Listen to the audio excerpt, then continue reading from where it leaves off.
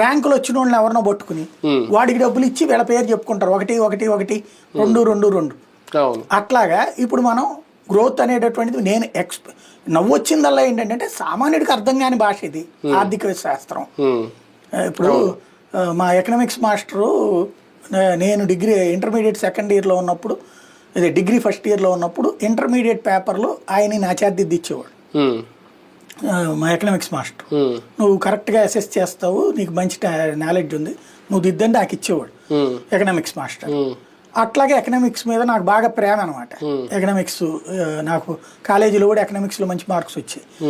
అందుకని ఎకనామిక్స్కి సంబంధించినప్పుడు అప్పుడు ఆయన నాకు చెప్పిన ఫస్ట్ ఫార్ములా ఏంటంటే, ఆయన కాలేజీ ప్రిన్సిపల్ కూడా, ఆయన చెప్పినటువంటి ఫస్ట్ పద్ధతి ఏంటంటే ఎకనామిక్స్లో 10కి 10 పొరపాటును కూడా వేయరు, హయ్యెస్ట్ వేస్తే 7 మార్కులు, రైటింగ్ బాగుండి డయాగ్రామ్స్ బాగా వేసి పరిచయము, సైడ్ హెడ్డింగ్స్, డయాగ్రామ్స్, తర్వాత ముగింపు అంతా కరెక్ట్గా వేస్తే 7 మార్కులు వేయాలబ్బా, అంత మించి వేయక అని చెప్పారు. ఇవాళ రోజున దిద్దుళ్ళు అయితే మరీ దరిద్రంగా ఉన్నాయి. ఆ రోజున పరీక్ష పేపర్లు దిద్దడానికి కూడా ఈవెన్ హాఫ్ ఇయర్లీలు, క్వార్టర్లీలు, ప్రీ పబ్లిక్లీ యూనిట్ టెస్ట్లు అయ్యి అనమాట దిద్దిచ్చేది.